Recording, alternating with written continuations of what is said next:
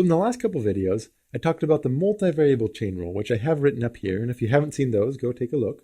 And here I want to write it out in vector notation. And this helps us generalize it a little bit when the intermediary space is a little bit higher dimensional. So instead of writing x of t and y of t as separate functions and just trying to emphasize, oh, they have the same input space and whatever x takes in, that's the same number y takes in, it's better and a little bit cleaner if we say there's a vector valued function that takes in a single number t and then it outputs, some kind of vector.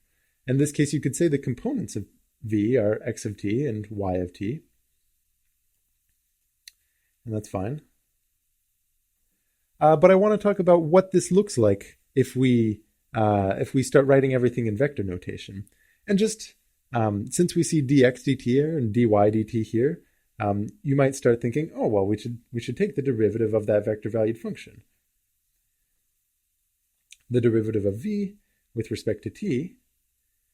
And when we compute this, it's nothing more than just taking the derivatives of each component. So in this case, the derivative of x.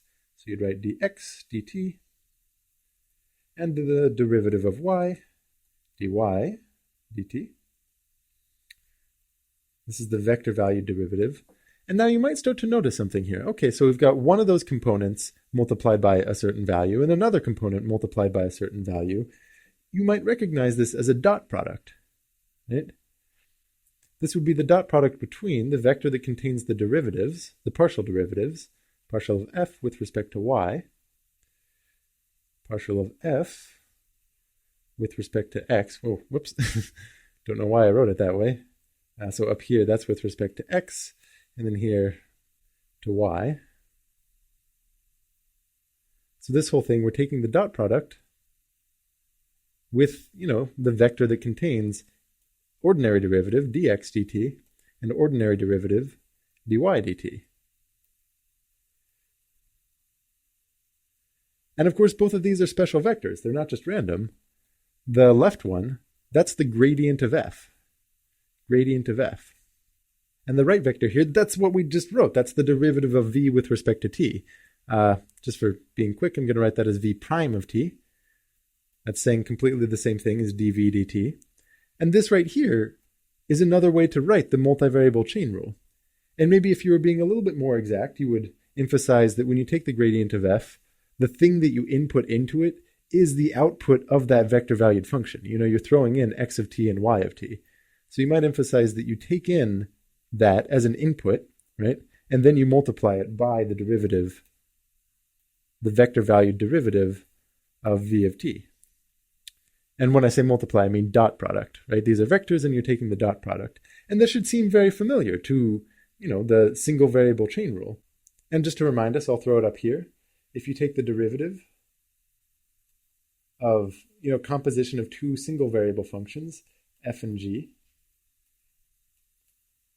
you take the derivative of the outside, f prime, and throw in g. Throw in what was the interior function, and you multiply it by the derivative of that interior function, g prime of t. And this is super helpful in single variable calculus for computing a lot of derivatives. And over here, it has a very similar form, right?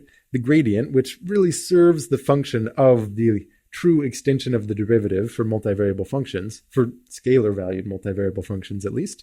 You take that derivative and throw in the inner function, which just happens to be a vector valued function, but you throw it in there, and then you multiply it by the derivative of that. But multiplying vectors in this context means taking the dot product of the two.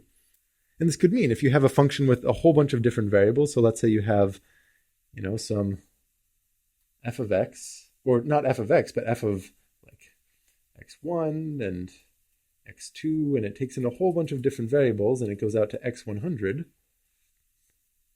And then what you throw into it is a vector valued function that's something that's vector valued, takes in a single variable, and in order to be able to compose them, it's going to have a whole bunch of intermediary functions. And you could write it as x1, x2, x3, all the way up to x100.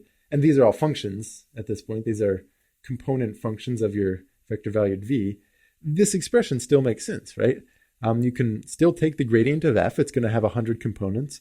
You can plug in any vector, any set of 100 different numbers, and in particular, the output of a vector valued function with 100 different components is going to work. And then you take the dot product with the derivative of this.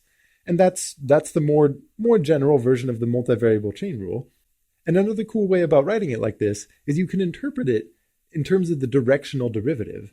And I think I'll do that in the next video. I won't do that here. So a certain way to interpret this with the directional derivative